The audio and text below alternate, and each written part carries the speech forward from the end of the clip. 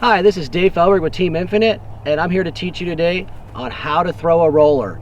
You know, I don't see as many kids today using it in tournament play, but it is a very useful shot for different angles to get to places you can't get with an air shot, and sometimes for distance. But I want to talk to you today about how to throw a roller and what I see with the misconceptions of different types of roller shots. Okay? So, when throwing a roller, you see that most players, when I see learning it, they tend to throw across their body with an understable disc. And when they get to here, they just twist their wrist down and kind of lean their body into the ground. Okay?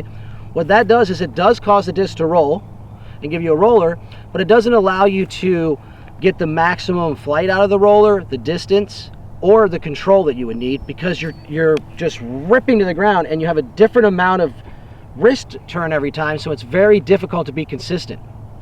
Now, when you see other guys that you see in play, they can just always put down a perfect roller and circle the basket. You're like, how does he do that? Well, I'm going to say that I didn't come up with this on my own. This is taught to me by a gentleman named Steve Wisecup. He was the world champion in 1987, and he was from Ohio, and he is a great legend that now works for Innova Champion Discs. Okay, so what he told me was to paint the rainbow. And I said, paint the rainbow? What does that mean, paint the rainbow? He said that when you're throwing rollers, if you want to be good at rollers, that when you get back here to reach back, you're going to reach back in roller angle, like I've taught you, everybody in the past, about how to reach in different spots. And instead of bringing it in and ripping it over, you're going to actually paint a rainbow in your throw, and your disc is going to come at least as high as your head, or maybe above it if it's a sky roller, right? But you're going to bring it across like a rainbow and bring it down. And before I show it to you, what that does is, if you're just ripping the disc into the ground, it hits the ground and it takes a lot of the energy off. And it just goes boop, boop, boop, boop, and sometimes it works and sometimes it spins out. When you're painting a rainbow, you're flying the disc. It's going out, and when it hits, you'll see the great rollers, they hit, it doesn't even bounce. It just hits and starts perfectly rolling. And that's because they've flown the disc and it hits right at the apex of the rainbow and lands smoothly and rolls. Right? So when I say paint the rainbow, I reach back and I'm here. Now, what kind of roller I decide is where on the rainbow I let go. Right? So if I want to throw a sky roller, when I reach back and I paint the rainbow, I let go of it right here. But I still need to follow my hand through the rainbow to get the generated speed. If I want to throw a more level roller, then of course I'm going to bring up the rainbow and I'm going to let go of it more here. But I still pull down with my arm at the end and finish the rainbow. If I want to throw a low roller, it's the same thing. I'll even take my rainbow and make it more of a horizontal rainbow, right? And I'll make my rainbow like this and paint it down to throw low under some trees.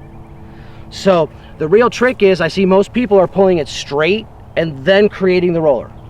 You want to have the roller rainbow the whole way and paint it, and then you'll have very smooth rollers. So real quick, I'll throw one just right here. Turn around, I'll throw it up the hill here, just right here, just so you can see me paint the rainbow. We're not going to look at where the disc goes. That's not important to us. What's important to us is the throw. Okay, so watch the two differences. I'll throw the style of roller you're seeing most people throw, which would be like this. Right? Or, and you see how that cut out and spun out and did all these weird things? Or I could paint the rainbow and watch the glide and where I release it at the top.